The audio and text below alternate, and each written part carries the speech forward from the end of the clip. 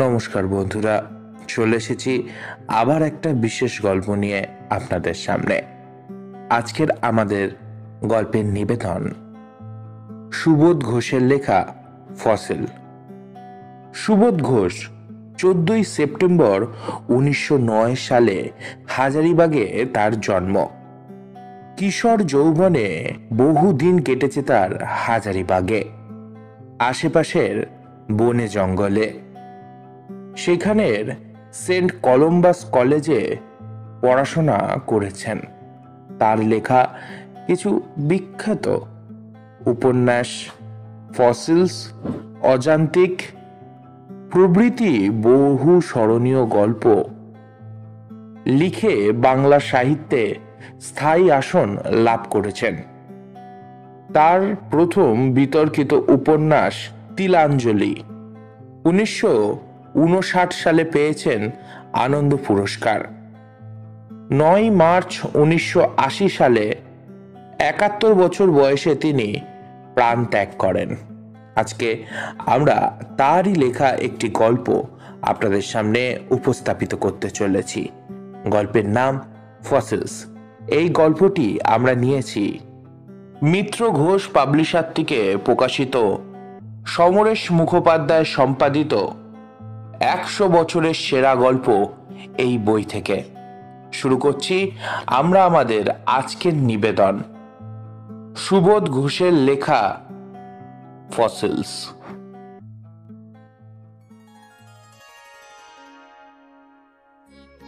Native state Anjangarh. আয়তন কাটায় কাটায় 68.5 বর্গ মাইল। তবুও নেটিভ স্টেট। বাঘের বাচ্চা বাঘই। মহারাজ আছেন, ফৌজ, ফৌরাজদার, শেহরাজ, সেরেস্তার সব আছে। 1 কুড়ির ওপরে মহারাজার উপাধি। তিনি ত্রিভুবনপতি, তিনি নরপাল, ধর্মপাল, অরাদি দমন। 2 পুরুষ আগে এ রাজ্যে অপরাধীকে শুলে চড়ানো হতো, এখন আর সেটা সম্ভব নয়। তার বদলে ল্যাংটো করে মৌমাছি লেলিয়ে দেওয়া হয়। সাবেককালের কেল্লাটা যদিও লুপ্তশ্রী, তার পাথরের গাঁথুনিটা আজও অটুট। কেল্লার ফটকে 2টি বুড়ো হাতির মতন মরচে পড়া কামান। তার নলের ভেতর পায়রার দল স্বচ্ছন্দে ডিম পাড়ে। তার ছায়ায় বসে ক্লান্ত কুকুরেরা ঝিমোয়। দপ্তরে দপ্তরে শুধু পাগড়ি আর তরবারের ঘটা। দেয়ালে দেয়ালে ঘুটের মতন তামা লোহার ঢাল। সচিবোত্তম আছে আর ন্যায়াধীশ, ফৌজদার, আমিন, কোতোয়াল আর সেরেজদাদার। ক্ষত্রিয় আর মোগল, এই 2 জাতের আমলাদের যৌথ প্রতিভার সাথে মহারাজা প্রজারঞ্জন করেন। সেই অপূর্ব অদৃশ্য সাজে রাজ্যের অর্ধেক প্রজা সরে পড়েছে দূর মরিশাসের চিনির কারখানায় কুলির কাজ নিয়ে। 68.5 বর্গমাইল অঞ্জনগড়। শুধু ঘোড়ানীল আর ফণিমংসা ছাড়া রুক্ষ কাকড়ে মাটি, ডাঙা আর ন্যাড়া ন্যাড়া পাহাড়। কুর্মি আর ভিলেরা দ্রুকোষ দূরে পাহাড়ের গায়ে লুকোনো জলকুণ্ড থেকে মোষের চামড়ার থলিতে জল ভরে নিয়ে আসে, জমিতে সেচ দেয়, ভুট্টা, জব আর জনার ফলায়। প্রত্যেক বছর স্টেটের তহসিল বিভাগ আর ভিল আর কুর্মি প্রজাদের মধ্যে একটা সংঘর্ষ বাধেই। চাষিরা রাজভাণ্ডারের জন্য ফসল ছাড়তে চায় না, কিন্তু অর্ধেক ফসল দিতেই হবে। মহারাজার সুগঠিত পোলো টিম আছে। হয় শ্রেষ্ঠ শতাধিক ওয়েলারের হেসাল হবে রাজার হস্তাবল শততল মুখর। সিডনির নেটিভ এই দেবতুল্য জীবগুলির উপর ওর মহারাজার অপার ভক্তি। তাদের তো আর খোলভুসি খাওয়ানো চলে না, ভুট্টা, জব, জনার চাই। তহসিলদার অগত্যা সেপাই ডাকে। রাজপুত বীরের বল্লভ ও লাঠির বারে খাত্রসবিঙ্গ সৃষ্টি হয়।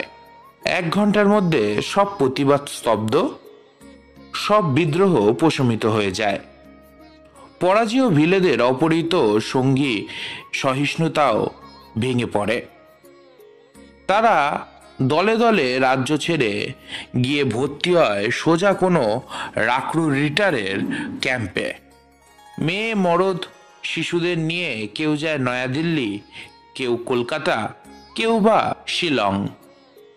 ভিলেরা ভুলেও আর ফিরে আসে না, শুধু নড়তে চায় না কর্মী প্রজারা।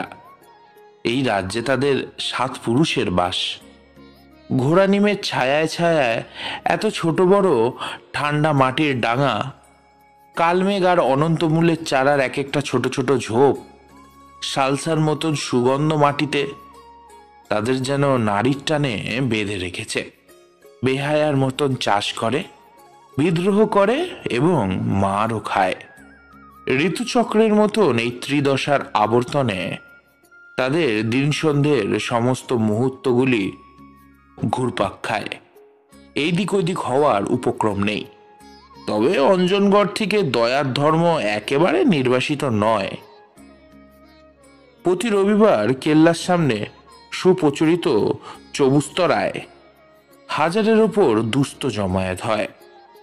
দরবার থেকে বিতরণ করা হয় চিড়ে আর গুড়। সংক্রান্তির দিনে রাজা আলপনা আঁকা হাতির গায়ে চড়ে জলুস নিয়ে পথে বার হন প্রজাদের আশীর্বাদ করতে। তার জন্মদিনে কেল্লার আঙিনায় রামলীলা গান হয়, প্রজারা নিমন্ত্রণ পায়। তবে অতিরিক্ত ক্ষত্রিয় প্রভাবে যা হয়, সব ব্যাপারেই লাঠি।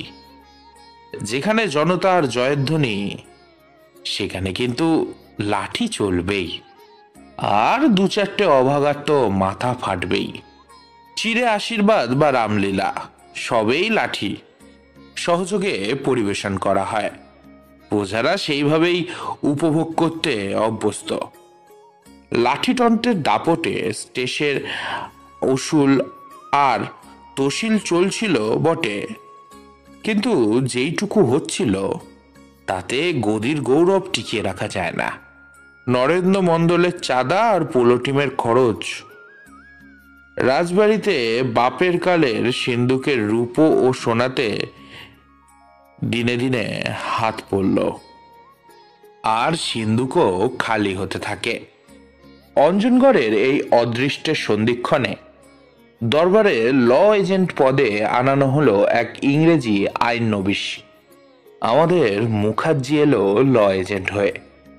মুখার্জির চওড়া বুক যেন পোলো ম্যাচে, তেমনি স্টেটের কাজে অচিরেই মহারাজার বড় সহায় হয়ে দাঁড়ালো। ক্রমেই মুখার্জি হয়ে গেল ডিফ্যাক্টর সচিবোত্তম, আর সচিবোত্তম রইলেন শুধু সই করতে। আমাদের মুখার্জি আদর্শবাদী। ছেলেবেলার ইতিহাস পড়া মার্কিনী ডেমোক্রেসির স্বপ্নটা আজও তার চিন্তার ফাঁকে ফাঁকে জড়িয়ে আছে। বয়সে অপ্রবীণ হলেও তিনি অত্যন্ত শান্ত বুদ্ধির। সে বিশ্বাস করে সৎ সাহসে সে কখনো পরাজিত হয় না। যে কল্যাণক্রী তার কখনো দুর্গতি হতে পারে না। মুখার্জি তার প্রতিবার প্রতিটি পরমাণু উজাড় করে দিল তার স্টেটের উন্নতি সাধনায়। অঞ্জনগড়ের আবাল বৃদ্ধ চিনে ফেলল তার স্টেটের সাহেবকে। একদিকে যেমন কড়া, অন্যদিকে তেমনি হামদর্দ। প্রজারা ভয়ও পায়, আবার ভক্তিও করে। মুখার্জির নির্দেশে বন্ধ হলো লাঠিবাজি। সমস্ত দপ্তর চুলচেরা অডিট করে তোলপাড় করে তুলল। স্টেটের জরিপ হলো নতুন করে, সেন্সাস নেওয়া হলো, এমনকি মরচে পড়া কামান দুটোকেও পালিশ করে চকচকে করে ফেলা হলো। ল এজেন্ট মুখার্জি একদিন আবিষ্কার করলো অঞ্জনগড়ের অন্তর্ভব সম্পদ। রত্নগড়া অঞ্জনগড়, তার পাঁজরে ভর্তি অভ্র আর অ্যাসপ্যারসের স্তূপ। কলকাতার মার্চেন্টের ডাকিয়ে ওই কাকড়ে মাটির লাখ লাখ টাকার ইজারা করে দিল। অঞ্জনগড়ের শ্রী গেল ফিরে। আজ কেল্লার পাশে গড়ে উঠেছে সুবিরত গোয়ালিয়র স্টাইলের প্যালেস। মার্বেল, মোজাইক, কংক্রিট ও ক্যাসপিলিয়ান আর ভিনিসিয়ার সাক্ষী বিচিত্র পরিচর্যা। সরকারি গ্যারেজে দামি দামি মিলোজিন, রিজন, সিডন, আস্তাবলের নতুন আইরিস পনির এর লাথালাথি, প্রকাণ্ড একটা বিদ্যুতের পাওয়ার হাউস, বিরাক্রান্ত ধকধক শব্দে অঞ্জনগড়ের নতুন চেতনা আর পরমাত্ম ঘোষণা করে। সত্যি নতুন প্রাণ এসেছে অঞ্জনগড়ে। মার্চেন্টরা একজোট হয়ে প্রতিষ্ঠা করেছে মাইন্ড সিন্ডিকেট। খনি অঞ্চলে ধীরে ধীরে গড়ে উঠেছে খোয়া বাঁধানো বড় বড় সড়ক, কুলির ধাওড়া, পাম বসানোর ইদারা, ক্লাব, বাংলো, কেয়ারি করা ফুলের বাগিচা, জিমখানা। কুর্মিকুড়িরা দরে দরে ধাওড়া জাকিয়ে বসেছে। নগদ মজুরি পায়, মুরগি বলি দেয়, হাড়িয়া খায় ও নিত্য সন্ধ্যায় মাদক ঢোলক পিটিয়ে খনি অঞ্চল সরগরম করে রাখে। মহারাজা এবার প্ল্যান আঁটছেন, দুটো নতুন পোলো গ্রাউন্ড তৈরি করতে হবে। আরো 11 বিঘা জমি যোগ করে প্যালেসের বাগানটাকে বাড়াতে হবে। নহবতের জন্য একজন ইটালিয়ান ব্যান্ড মাস্টার মাইনে করা হলেই হবে। অঞ্জনগড়ের মানচিত্রটা টেবিলের ওপরে ছড়িয়ে মুখার্জি ভাবেন তার ইরিগেশন স্কিমটার কথা। উত্তর থেকে দক্ষিণ সমান্তরাল 10টা ক্যানেল, মাঝে মাঝে খিলান করা কড়া গাঁথুনির স্ল্যাশ বসানো বড় বড় ড্যাম, অঞ্জনা নদীর সমস্ত জলের ঢল কায়দা করে অঞ্জনগড়ের পাথরের বুকের ভেতর চালিয়ে দিতে হবে, রক্তবাহী শিরার মতো। প্রত্যেক কুর্মি প্রজাকে মাথাপিছু 3 কাঠা জমি, আপুস আর আমন, তাছাড়া একটা রবি। বছরে এই 3 কিস্তি ফসল তুলতেই হবে। উত্তরের সম্পূর্ণ প্লটটাই নার্সারির আলু আর তামা, দক্ষিণে আখ, জব আর গম। তারপর ধীরে ধীরে একটা ব্যাংক, ক্রমে একটা ট্যানারি আর কাগজের মিল। রাজকোষের সেই অকিঞ্চনতা এখন আর নেই। এই তো শুভ মায়ন্ধক্ষণ। শিল্পী তুলির আচরের মতন সে এক একটি পরিকল্পনায় অঞ্জনগড়ের রূপ ফিরিয়ে দেবেন। সে দেখিয়ে দেবে রাজ্য শাসন লাঠিবাদী নয়, এ একটা আর্ট, একটা স্কুল। এতে মহারাজার স্পষ্ট জবাব, কভি নেহি। মুখার্জি উঠল। দেখা যাক বুঝিয়ে বাজিয়ে মহারাজার আপত্তিটাকে টলানো যায় কিনা। মহারাজা তার গালপাট্টার দাড়ির একখানা কোচাটাকে নির্মম মোচড় দিয়ে মুখার্জির সামনে এগিয়ে দিল 2টো কাগজ।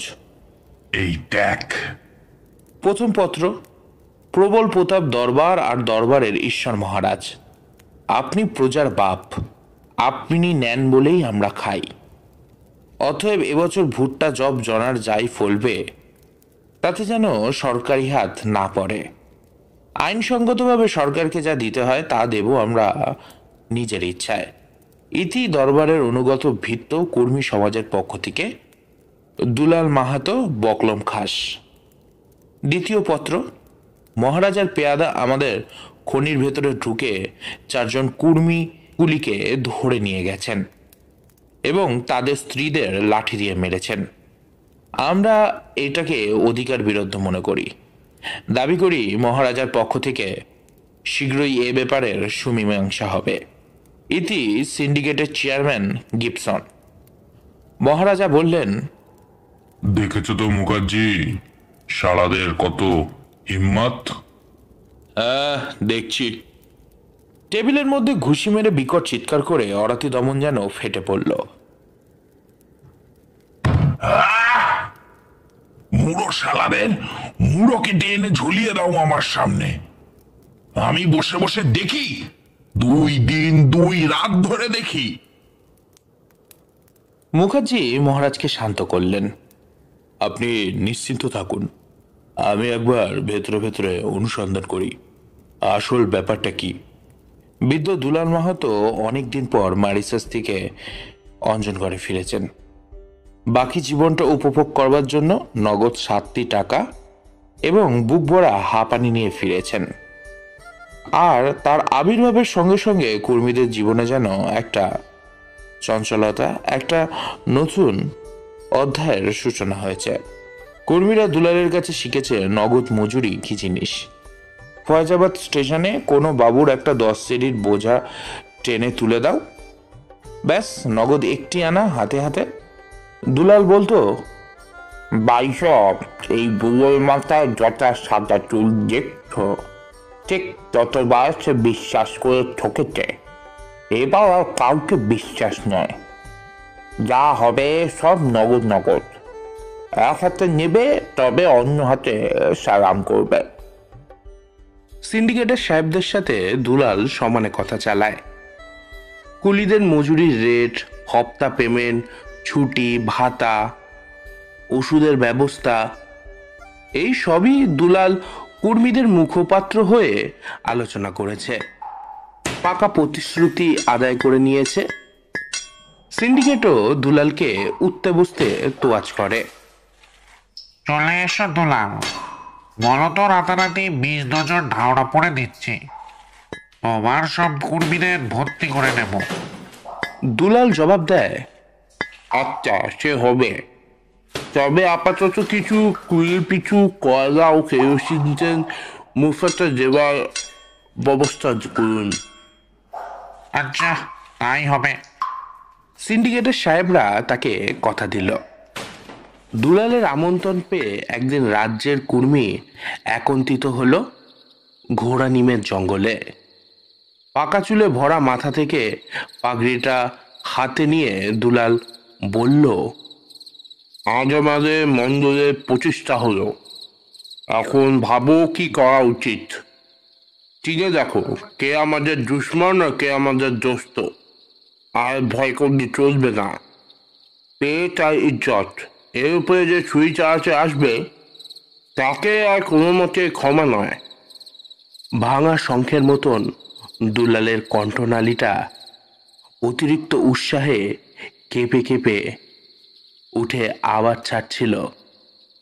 ভাই সব, আজ থেকে এই মাহাতোর প্রাণ মঙ্গলের জন্য, আর মঙ্গলের প্রাণ। কুর্মী জনতা একসাথে হাজার লাঠি তুলে প্রতি উত্তর দিল, মাহাতোর জন্য। ঢাকঢোল পিটিয়ে একটা নিশান পর্যন্ত উড়িয়ে দিল তারা। তারপর যে যার ঘরে ফিরে গেল। ঘটনাটা যতই গোপনে ঘটুক না কেন, মুখার্জির কিছু জানতে বাকি রইল না। এইটুকু সে বুঝল, এই মেঘে বজ্র থাকে, সময় থাকতে চটপট একটা ব্যবস্থা করা দরকার। কিন্তু মহারাজা যেন ঘুণাক্ষরেও জানতে না পারে। ফিরডেলি দেমাকে অন্ত ও ইজ্জত কমপ্লেক্সে জর্জরিত এই নরপালদের তাহলে সামলানো দুষ্কর হবে। বৃথা একটা রক্তপাত হয়তো হয়ে যাবে, তার চেয়ে নিজেই এক হাত ভদ্রভাবে লড়ে নেওয়া যাক। পেয়াদারা এসে মহারাজকে জানালো, কর্মীরা রাজবাড়ির বাগানে ও পোললনে বেগার খাটতে এলো না। তারা বলছে বিনা মজুরিতে খাটলে নাকি পাপ হবে, রাজ্যের অমঙ্গল হবে। ডাক পড়ল মুখার্জির। দুলাল মাহাতোকেও তলব করা হলো। জোর হাতে দুলাল মাহাতো পরিপাত করে দাঁড়ালো। মেঘ শিশুর মতন ভীরু দুলাল যেন ঠকঠক করে কাঁপছে। মহারাজা বললেন, তুমি কি এইসব শয়তানি করছো? হুজুরের জুতো ধুলো আমি। চুপ থাক। জি সরকার। চুপ। মহারাজা জিমুধ্বনি করলেন। দুলাল কাঠের পুতুলের মতন স্থির হয়ে গেলেন। মহারাজা ফের বললেন, বিলেতি বেনিয়াদের সঙ্গে তোমার সম্পর্ক ছাড়তে হবে। আমার বিনা হুকুমে কোনো কুলি কুর্মী খনিতে কুলি খাটতে পারে না। জি সরকার, আপনার হুকুম আমি আমার জাতকে জানিয়ে দেব। যাও যাও। দুলাল দণ্ডবোধ করে চলে গেল। এবার আদেশ হলো মুখুজ্জির ওপর, সিন্ডিকেটকে এক্ষুনি নোটিশ দাও, যেন আমার বিনা সিপারিশে আমার কোনো কর্মী প্রজাকে কুলির কাজে ভর্তি না করে। অবিলম্বে যথাস্থান থেকে উত্তর এলো একে একে। দুলাল মাহাতোর স্বাক্ষরিত পত্র, যেহেতু আমরা নগদ মজুরি পাই, না পেলে আমাদের পেট চলবে না, সেহেতু আমরা খনির কাজ ছাড়তে অসমাপ্ত। আশা করি দরবারেতে বাধা দেবেন না। আগামী মাসে আমাদের নতুন মন্দির প্রতিষ্ঠা হবে। রাজতবিল থেকে 1,000 টাকা মঞ্জুর করতে সরকারের হুকুম হয়। আগামী শীতে বিনা টিকিটে জঙ্গলের ঝুপড়ি আর লকড়ি ব্যবহার করার অনুমতি হয়। নোটিশের প্রতি উত্তরে সিন্ডিকেটেরও একটা জবাব এলো। মহারাজার সাথে নতুন কোনো শর্তের চুক্তিবদ্ধ হতে আমরা রাজি আছি, তবে আজ নয়। বর্তমান চুক্তির মেয়াদ যবে ফুরাবে 99 বছর পরে। কিরকম বুঝছো মুখার্জি? অগত্য দেখছি ফৌজদারদেরকেই ডাকতে হবে। মহারাজা কথাটা বললেন বটে, কিন্তু মুখ চোখের চেহারা দেখে বোঝা গেল একটা রুদ্র আক্রোশ তার মনের ভেতরে ফনা তুলে ছটফট করছে। মুখার্জি সবিনয়ে নিবেদন করল, মন খারাপ করবেন না সরকার, আমাকে সময় দিন, আমি সব গুছিয়ে আনছি। মুখার্জি বুঝেছে দুলালের এই দুঃসাহসের প্রেরণা যোগাচ্ছে কারা। সিন্ডিকেটের দুষ্টু উৎসাহী কর্মী সমাজের নাচানাচি। এই যোগাযোগ বিচ্ছিন্ন না করলে রাজ্যের সমূহ অশান্তি, অমঙ্গল। কিন্তু কি করা যায়? দুলাল মাহাতোর কুড়ে ঘরের কাছে মুখার্জি এসে দাঁড়ালো। ব্যস্তভাবে দুলাল বেরিয়ে এসে একটা চৌকি এনে মুখার্জিকে বসতে দিল। মাথার পাগড়িটা খুলে মুখার্জির পায়ের কাছে রেখে দুলালও বসলো মাটির ওপর। মুখার্জি একে একে তাকে সব বুঝিয়ে শেষে বড় অভিমান ভেঙে পড়ল। এ কি করছো মাহাতো? দরবারের ছেলে তোমরা, কখনো ছেলে দোষ করে, কখনো বাপ দোষ করে। তাই বলে পরকে ডেকে কেউ ঘরের ইজ্জত নষ্ট করে?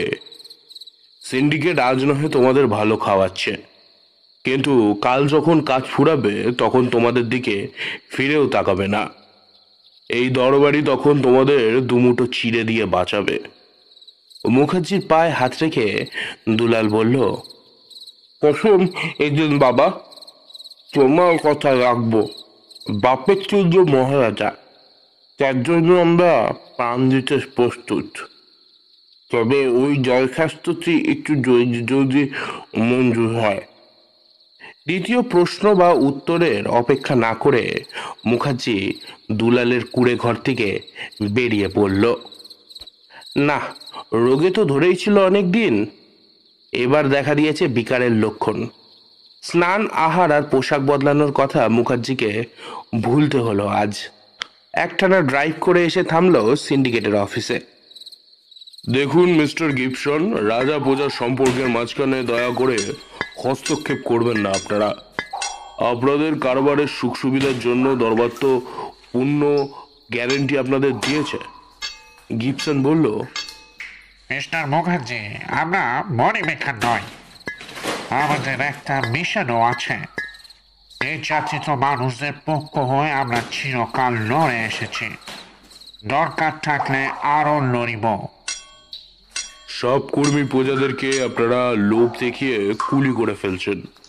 স্টেটের এগ্রিকালচার তাহলে কি করে বাঁচে বলুন? চোখের মাথায় মুখার্জি তার ক্ষোভের আসল কারণটা ব্যাখ্যা করে ফেলল। এগ্রিকালচার না বাঁচুক তো কি হয়েছে, ওয়েল তো বাঁচছে। এটা কি আপনি অস্বীকার করতে পারেন? গিবসন বিদ্রুপের স্বরে উত্তর দেয়, তর্ক ছেড়ে কোঅপারেশনের কথা ভাবুন গিবসন। কুলি ভর্তির সময় দরবার থেকে একটু অনুমোদন করিয়ে নেবেন, এই তো মাত্র। মহারাজও খুশি হবেন, আর তাতে আপনাদেরও অন্যদিকে নিশ্চয়ই ভালো হবে। Sorry mister Mukherjee. গিবসন বাঁকা হাসি হেসে চুরুট ধরালো। নিদারুণ বিরক্তিতে লাল হয়ে উঠল মুখার্জির কর্ণমূল। সজোরে চেয়ারটা ঠেলে দিয়ে সে অফিস ছেড়ে চলে গেল। ম্যাকক্যানে এসে জিজ্ঞাসা করল,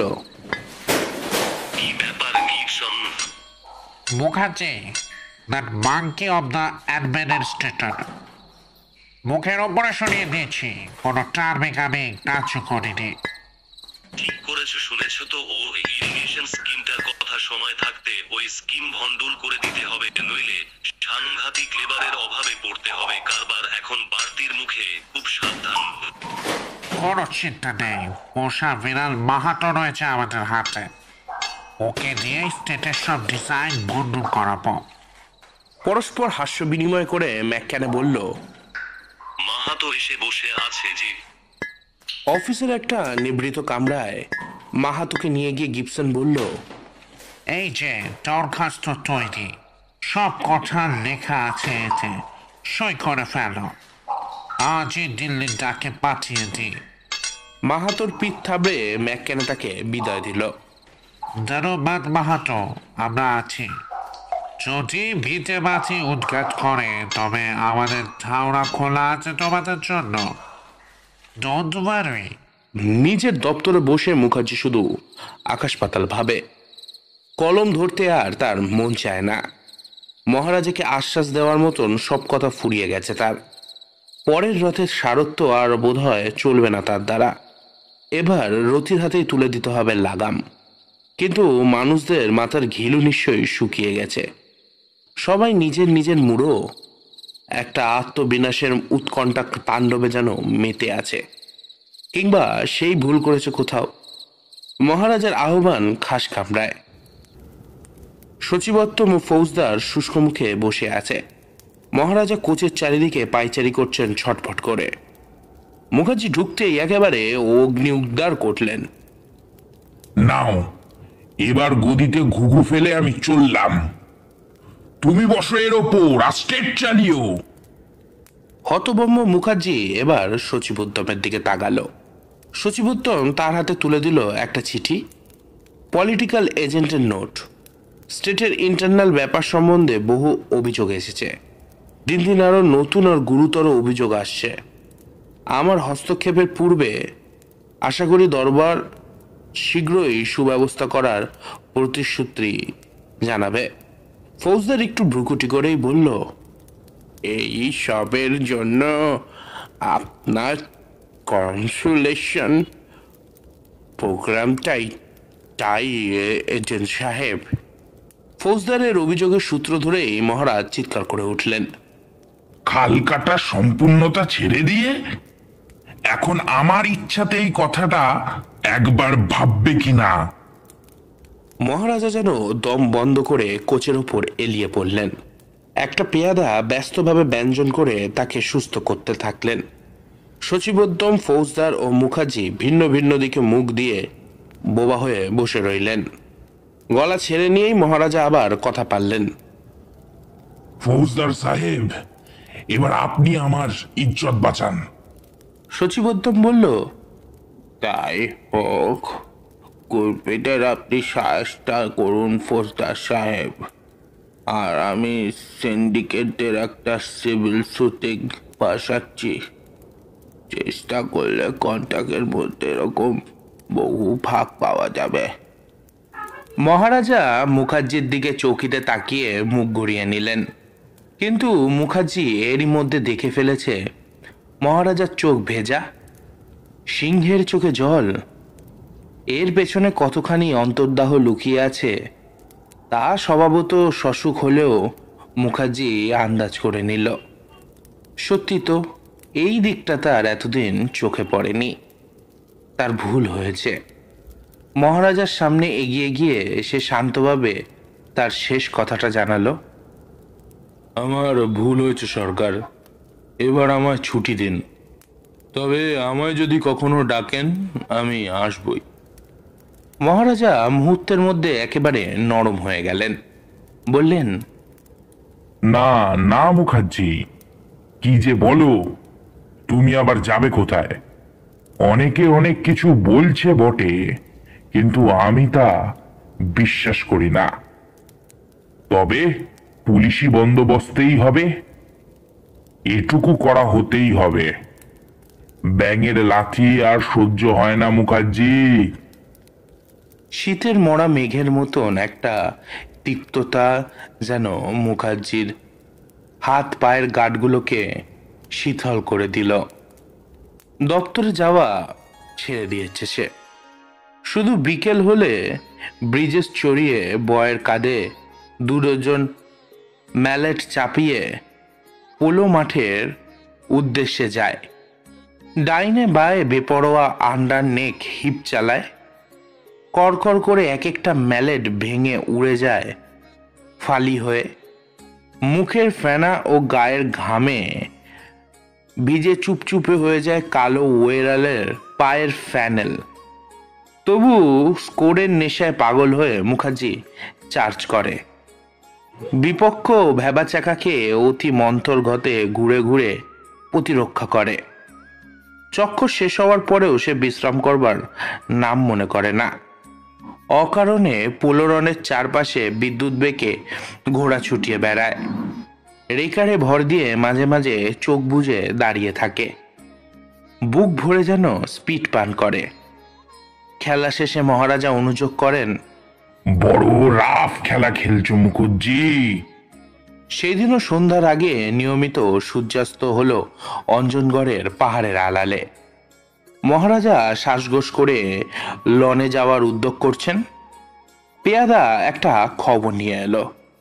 14 নম্বরের পিঠ ধসেছে, এখনো ধসছে। 90 জন পুরুষ ও মেয়ে কুর্মিকুলি চাপা পড়েছেন। অতি সুসংবাদ। মহারাজা গালপাট্টায় হাত দিয়ে উৎকট আনন্দে চেঁচিয়ে উঠলেন, সচিবোত্তম কোথায়? শিগগিরই ডাকো। সিন্ডিকেটের দেমাক এবার আমি গুঁড়ো করব। সচিবত্ব এলেন, কিন্তু মরা কাতলা মাছের মতন দৃষ্টি তার চোখে। বললেন, দুঃসংবাদ। কিসের দুঃসংবাদ? বিনা টিকিটে কর্মীরা লাকড়ি কাটছিল। জঙ্গলের রেঞ্জার বাধা দেয়। তাতে রেঞ্জার আর গার্ডদের কর্মীরা মেরে তাড়িয়ে দিয়েছে। তারপর? মহারাজের চোয়াল দুটো কড়কড় করে বেজে উঠল। তারপর ফৌজদার গিয়ে গুলি চালিয়েছে। ছররা ব্যবহার করলেই ভালো ছিল, তা না করে চালিয়েছে মুঙ্গেরি গাদা আর 1.5 ছটাক বুলেট। মরেছে 22 জন আর ঘায়েল প্রায় 50-এর উপর। গোড়ানিমের জঙ্গলে সব লাশ এখনো ছড়িয়ে পড়ে আছে। মহারাজা বিমূঢ় হয়ে রইলেন খানিকক্ষণ। তার চোখের সামনে পলিটিক্যাল এজেন্টের হুঁশিয়ারির চিঠিটা যেন চকচকে সূচিমুখ ভরসার ফলার মতন ভেসে বেড়াতে লাগলো। খবরটা কি রাষ্ট্র হয়ে গেছে? অন্তত সিন্ডিকেট তো জেনে ফেলেছে, সচিবোত্তম উত্তর দিল। মুখার্জিকে ডাকলেন মহারাজা। এই তো ব্যাপার মুখার্জি। এবার তোমার বাঙালি ইলম দেখাও, একটা রাস্তা বাতলাও। একটু ভেবে মুখার্জি বলল, আর দেরি করবেন না, সব ছেড়ে দিয়ে মাহাতোকে আগে আটকান। জন 50 পেয়াদা সরকি লাঠি হাতে নিয়ে দৌড়ালো দুলালের ঘরের দিকে। মুখার্জি বলল, আমার শরীরটা ভালো নেই সরকার, কেমন গা বমি বমি করছে, আমি যাই। 14 নম্বরের পিঠ ধসেছে। মার্চেন্টরা দস্তুর মতন ঘাবড়ে গেল। তৃতীয় সিমেন্ট ছাদটা ভালো করে টিনবার করা ছিল না, তাতেই এই দুর্ঘটনা। উদ্ধতক্ষিপ্ত পাথরের কুচি ও ধুলোর সঙ্গে রসাতল থেকে যেন একটা আর্তনাদ থেমে থেমে বেরিয়ে আসছে। Boom boom boom. কটসের পিলারগুলো চাপের চোটে তুবড়ির মতন ফিকে হয়ে ভেঙে পড়ছে। এরই মধ্যে কাঁটাতারের বেড়া দিয়ে পিঠের মুখটা ঘিরে ফেলা হয়েছে। অন্যান্য ধাওড়া থেকে দলে দলে কুলিরা দৌড়ে আসছিল। মাঝপথেই দারোয়ান তাদের ফিরিয়ে দিয়েছে। বলেছে, কাজে যাও সব, কিচ্ছু হয়নি, কেউ ঘায়েল হয়নি, কেউ মরেও নি। মার্চেন্টরা দল পাকিয়ে অন্ধকারে একটু দূরে দাঁড়িয়ে চাপা গলায় আলোচনা করছে। গিবসন বলল, পাথিটিয়া ভরাট করিবার উপায় নাই, এখনো 6 দিন ধরে ধসিবে। হাজিনামাটা পুড়িয়ে এখনই নতুন একটা তৈরি করিয়া রাখো। ম্যাককেনে বলল, তাতে আর কি লাভ হবে? মহারাজার কানে পৌঁছে গেছে সব। তাছাড়া দেখ মাহাতো তাকে বোঝাবে কি দিয়ে? কালকের সকালেই শহরের কাগজগুলো খবর পেয়ে যাবে আর পাতা ভরে স্ক্যান্ডাল ছড়াবে দিনের পর দিন। তার তারপর আসবেন একটি এনকোয়ারি কমিটি, একটা গান্ধীয়াইট বদমাশও বোধ হয় তার মধ্যে থাকবে, বোঝ ব্যাপার তো। সেই রাতে ক্লাব ঘরে আর আলো জ্বলল না। 100 ইলেকট্রিক ঝাড়ের আলো জ্বলে উঠল প্যালেসের একটা প্রকোষ্ঠে। আবার ডাক পড়ল মুখার্জির। অভূতপূর্ব দৃশ্য। মহারাজা সচিবোত্তম আর ফৌজদার, গিবসন, ম্যাককেনা, মুর আর প্যাটারসন, সুদীর্ঘ মেহগনি কাচের গেলাস ও ডিকারস্টনের ঠাসাঠাসি। সস্মিত বদনে মহারাজা মুখার্জিকে আভ্যন্তর করলেন। মাহাত্ম ধরা পড়েছে মুখার্জি। ভাগ্যিস সময় থাকতে বুদ্ধিটা দিয়েছিলে।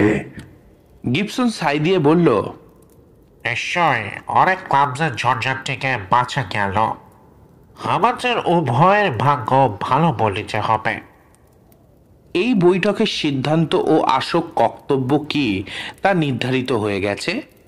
ফৌজদার তাই মুখার্জির কানে কানে সংক্ষেপে শুনিয়ে দিল। নিরুত্তর মুখার্জি শুধু হাতের চেটোয় মুখ গুজে বসে রইল। গিবসন মুখার্জির পিঠ ঠুকে একবার বলল, এইসব কাজে একটু শক্ত হতে হয় মুখার্জি, একটা সহজে নার্ভাস হবেন না। রাত দুপুরে অন্ধকারের মাঝে 14 নম্বর পিটের কাছে মোটর গাড়ি আর একদল মানুষের একটা জটলা। ফৌজদারের গাড়ির ভেতর থেকে দারোয়ানে কম্বলে মোড়া দুলাল মাহাতোর লাশটাকে টেনে নামালো। ঘোড়ানিমের জঙ্গল থেকে ট্রাক বোঝা লাশ এলো আরো। ক্ষুধার্ত পিঠটার দিকে মৃতদেহগুলোকে তুলে নিয়ে দারোয়ানগুলো ভুজ্জি চড়িয়ে দিল একে একে। শ্যাম্পেনের হালকা নেশা ও চুরুটের ধোঁয়ায় ছলছল করছিল মুখার্জির চোখ দুটো। গাড়ির বাম্পারের ওপরে গা এলিয়ে বসে 14 নম্বর পিঠের দিকে তাকিয়ে সে ভাবছিল অন্য কথা, অনেক দিন পরের একটা কথা। লক্ষ বছর পরে এই পৃথিবীর কোনো একটা জাদুঘরে জ্ঞানবৃদ্ধ প্রত্নতাত্ত্বিকের দল উগ্র কৌতূহলে স্থির দৃষ্টি মেলিয়া দেখছে কতগুলি ফসিলস। অর্ধ পশু গঠন, অপরিণত মস্তিষ্ক, আত্মহত্যাপ্রবণ তাদের আহমুত শ্রেণীর পিতৃপুরকত ছিল কঙ্কাল আর ছেনি হাতুড়ির গাইতা। কতগুলো লোহার ক্রুট কিম্ভূত অস্ত্রশস্ত্র, যারা আকস্মিকত একটা ভূমিস্তরে ক্রড আর গ্রাফাইডের স্তরে স্তরে ভূমিভূত হইয়া গেছিল। তারা দেখছে শুধু কতগুলি সাদা সাদা ফসিলস, তাতে আজকের আর এত লাল রক্তের কোনো দাগ নেই।